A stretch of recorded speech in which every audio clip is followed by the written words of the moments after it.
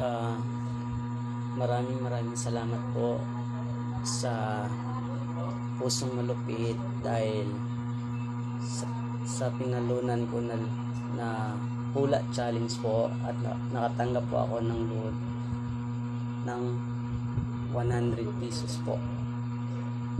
Salamat sa bumubuo nito, sa Pusong Malupit at saka siyempre sa mga Ate Joyce, sa founder po. Salamat po, at sana po marami pang mga taong matulungan ninyo at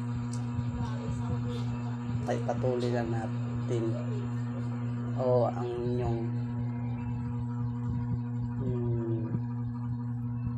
paggabay po sa mga tao para mapasaya po ninyo.